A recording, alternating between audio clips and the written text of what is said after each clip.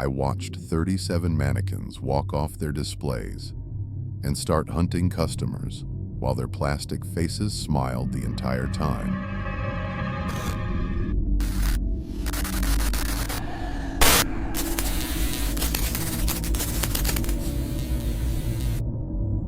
This happened 2 hours ago at the MegaMart on Route 9 in Framingham, Massachusetts, during our overnight Halloween setup shift on October 30th. I'm a night shift supervisor with 6 years of retail experience, and I've worked hundreds of holiday setups, but nothing prepared me for what those Halloween decorations did once the store went dark. My name is Taylor Brooks, and I supervise the overnight merchandising team at MegaMart, one of those massive big box stores that sells everything from groceries to electronics to seasonal decorations.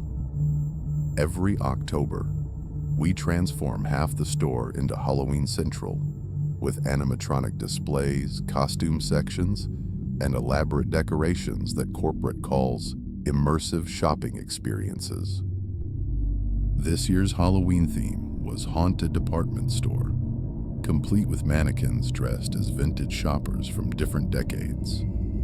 Corporate shipped us 37 life-sized mannequins wearing period-appropriate clothing, 1920s flapper dresses, 1950s housewife outfits, 1980s power suits. They looked incredibly realistic, too realistic, with detailed facial features, glass eyes that seemed to track movement, and hair that felt disturbingly natural to the touch. Our overnight shift started at 11 p.m. on October 30th. The store had been closed to customers since 10 p.m., giving us the night to finish the Halloween setup before the big Halloween Eve sale started at 6 a.m. My team consisted of myself, Maria Santos from Seasonal Merchandising, Kevin Walsh from Electronics, and Jessica Parker, our newest hire who'd been with us only 3 weeks.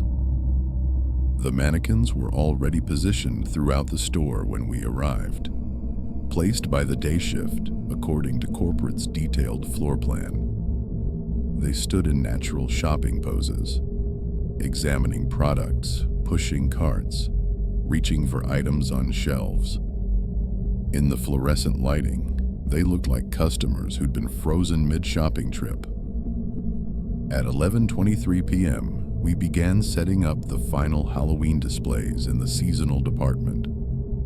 The centerpiece was a massive haunted house facade that customers could walk through, complete with motion sensors, fog machines, and speakers playing screams and chains rattling.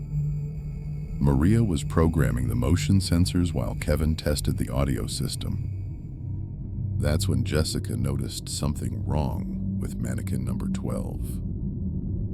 "Taylor, come look at this," she called from the home goods section. "This one moved." I walked over to where she was standing. Mannequin number 12 was positioned next to a display of Halloween dinnerware, dressed in a 1960s mod dress with perfectly styled blonde hair. According to our setup sheet, she was supposed to be reaching for a Halloween-themed serving tray, but now she was holding it. The day shift probably adjusted her pose, I told Jessica. Sometimes the arms slip if they're not locked in position properly. But as we watched, the mannequin's fingers tightened around the serving tray. The movement was subtle, barely noticeable, but unmistakable. Plastic fingers that should have been rigid were flexing with deliberate control. "That's not normal," Jessica whispered. "Mannequins don't move on their own."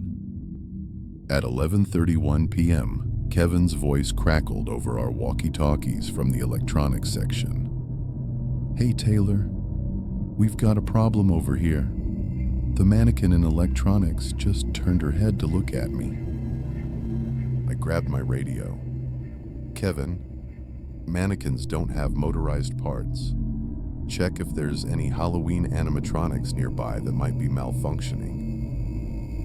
Negative. This is one of our regular display mannequins. She's wearing a 1970s outfit, and she definitely just looked right at me. Her eyes tracked my movement across the aisle. Maria's voice joined the radio chatter. I'm seeing the same thing in seasonal. 3 mannequins near the costume section. They're breathing. I can see their chests rising and falling. I ran to the seasonal department, my footsteps echoing through the empty store. Under the harsh fluorescent lights, I found Maria standing frozen in the costume aisle, staring at 3 mannequins positioned near the children's Halloween costumes. She was right. They were breathing. Mannequin number 7, dressed as a 1940s secretary, had a barely perceptible rise and fall in her chest. Mannequin number 14, wearing a 1980s aerobics outfit, showed the same subtle breathing pattern. Most disturbing was mannequin number 21, a figure in a 1950s prom dress, whose breathing was synchronized with a faint heartbeat I could see pulsing in her plastic neck. "This is impossible," I said, reaching toward mannequin number 7's wrist to check for a pulse. The moment my fingers touched her plastic skin, her eyes snapped open and focused directly on mine. They weren't the glass eyes that had been installed during manufacturing. They were human eyes. Blue, wet, alive, and absolutely terrified. The pupils dilated as they met my gaze, and I could see the tiny blood vessels in the sclera. "Help me," she whispered through unmoving lips. Her voice came from inside her plastic head, muffled but desperate. "Please help me. I can't move. I can't get out." I jerked my hand back so fast I knocked over a display of Halloween masks.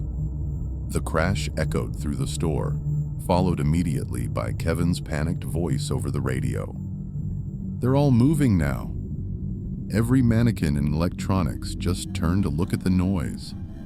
Their heads all turned in perfect unison toward seasonal. Through the store's wide aisles, I could see mannequins throughout the building rotating their heads toward our location. 37 heads turning in synchronized motion, 37 pairs of eyes focusing on the seasonal department where we were standing. "Maria, get Jessica and Kevin," I ordered. "Meet me at the customer service desk. We're leaving now." But as we tried to move toward the front of the store, the mannequins began walking. Not the jerky, mechanical movement you'd expect from plastic figures. They moved with fluid, human grace, stepping off their display platforms and walking through the aisles like regular shoppers. Except their faces never changed expression. Frozen plastic smiles even as their eyes showed human terror. Mannequin number 3, dressed in a 1920s flapper dress, walked past us carrying a shopping basket she'd picked up from customer service. She moved through the grocery section, selecting items from the shelves with careful deliberation.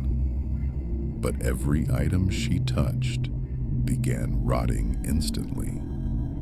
Fresh produce withered, milk curdled, bread grew moldy. "They're shopping," Maria whispered in horror. "They're actually shopping." At 11:47 p.m., Kevin's scream echoed from the electronics department. We ran toward the sound and found him cornered by 5 mannequins in the television section.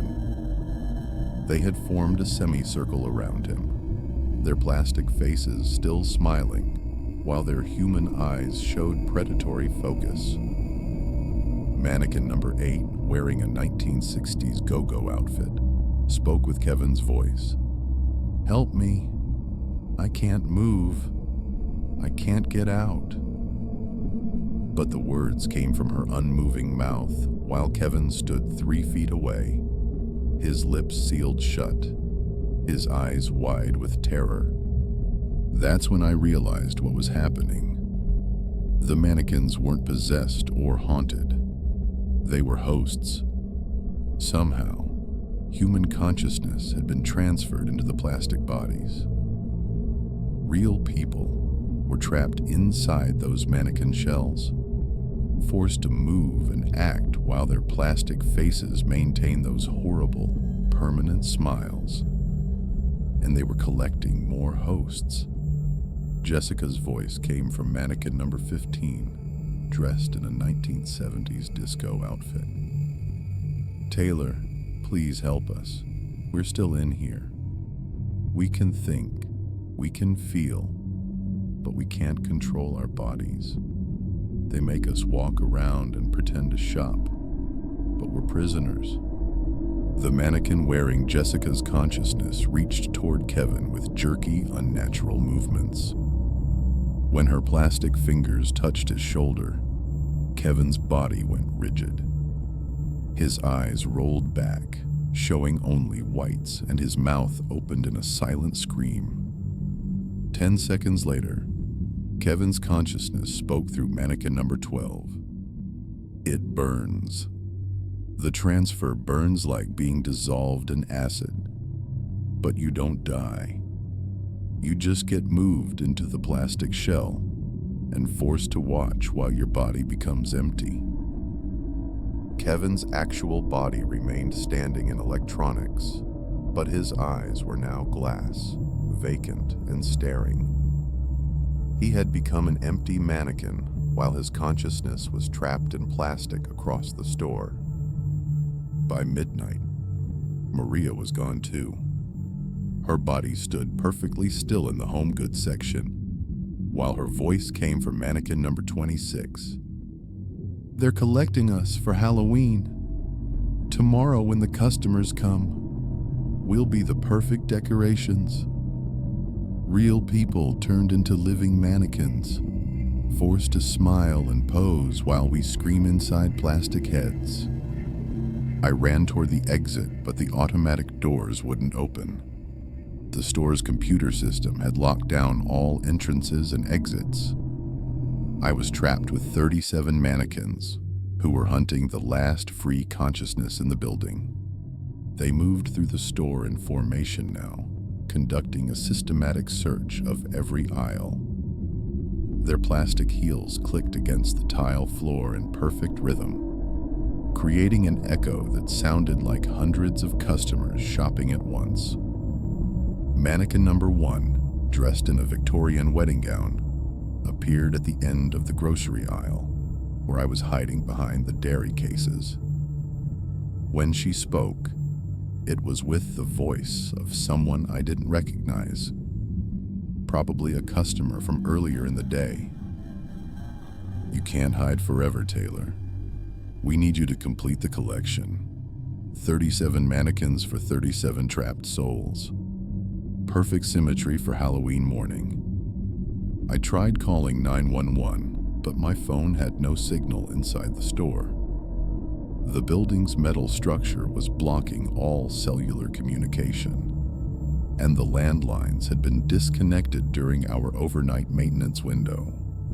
At 12:17 a.m., I found myself cornered in the storage room behind customer service. Through the small window, I could see all 37 mannequins standing in perfect formation in the main aisle. Their plastic faces turned toward the storage room door. They began speaking in unison, using the voices of everyone they had collected. "Join us, Taylor. Halloween morning is only 6 hours away. The customers will love our realistic Halloween display." 37 living mannequins, all smiling, all shopping, all screaming inside plastic heads where no one can hear us. The storage room door began to open slowly. Through the gap, I could see mannequin number 1 extending her plastic hand toward me, her Victorian wedding dress rustling with each step. Your consciousness will fit perfectly in mannequin number 38, she said with Jessica's voice. We had corporate ship one extra, just for you. Behind her stood a mannequin I hadn't seen before. Number 38, wearing a MegaMart supervisor uniform identical to mine. Empty glass eyes stared from a face that looked disturbingly like my own reflection. As I write this on my phone's notepad app, they're almost through the door. In 10 minutes, my consciousness will be trapped in plastic, while my body becomes an empty shell standing in seasonal merchandise. If anyone finds this, don't shop at MegaMart on Halloween morning. The mannequins in our Halloween display aren't decorations. They're customers who got trapped during the overnight shift, and they're still shopping, still screaming, still smiling those horrible plastic smiles, while their consciousness burns inside mannequin bodies that will never die. The door is open now. Mannequin number 1 is reaching for my shoulder. I can hear 37 voices whispering in unison. Welcome to MegaMart. Happy Halloween.